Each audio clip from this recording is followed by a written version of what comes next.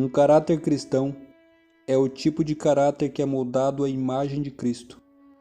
Somente os sábios entenderão que a formação de um caráter cristão ocorre quando o homem pecador que se encontrava completamente dominado pelo pecado experimenta o novo nascimento onde ele é regenerado pelo Espírito Santo. Após nascer de novo, não se pode mais ser o mesmo. Se continuar sendo, na verdade então é porque ainda tal pessoa não nasceu de novo. É preciso ser sábio para entender tal conduta. Aquele que se renova em Cristo possui conduta diferente, um caráter que aponta para Cristo, aquele a quem nos resgatou. Essa mudança é infalível, pois conforme escreveu o apóstolo Pedro, o próprio Deus é quem aperfeiçoa, firma, fortifica e fundamenta aqueles a quem ele chamou. 1 Pedro capítulo 5, verso 10. Para definir um caráter cristão, certo escritor escreveu, abre aspas, eu não me importo com o que os outros pensam sobre o que eu faço, mas eu me importo muito com o que eu penso sobre o que eu faço. Isso é caráter. Fecha aspas. É importante saber que um verdadeiro sábio visa a vida de Cristo e procura imitá-la, pois ser sábio aos próprios olhos leva à ilusão de que tal pessoa não precisa de Deus para ser sábia. Essa é uma situação sem esperança. Provérbio diz, maior esperança há no insensato do que nele. Provérbios capítulo 26, verso 12. Mais uma vez a sabedoria descrita como um compromisso religioso.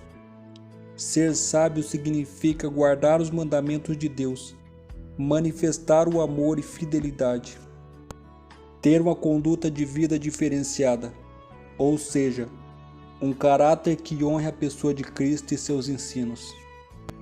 Essa é a conduta que deverão ter aqueles que têm esperança à salvação em ocasião à breve volta do Senhor. Pois ao chegar a hora da vinda de Cristo, coisas imaginárias acontecerão para provar a fé e o caráter daqueles que estarão vivos nesse tempo. Foi dito a Daniel que pouco antes da vinda de Jesus, haverá um tempo de angústia como nunca houve em qualquer outra época da história. Em Daniel capítulo 12, verso 3 e 10, há uma descrição do justo e dos maus que viverão nesse tempo.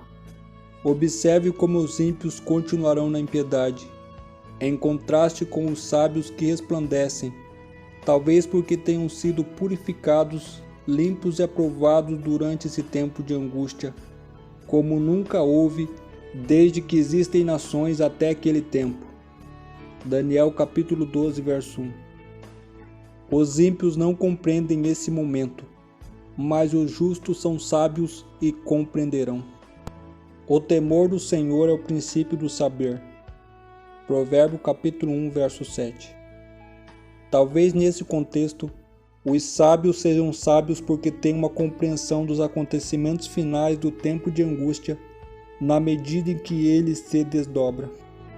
Eles não são pegos de surpresa, visto que estudaram a palavra, e o mais importante, sabem o suficiente para permitir que esse período de dificuldade os purifique e refine. Enquanto os maus, por outro lado, tornam-se mais obstinados em sua rebelião e continuam em sua impiedade. O ponto crucial é que nessa passagem é descrito um povo que passa por um processo de refinação e purificação. Deus é o refinador e o purificador dos corações. No calor da fornalha separa-se para sempre a escória da prata e do ouro verdadeiro do caráter cristão.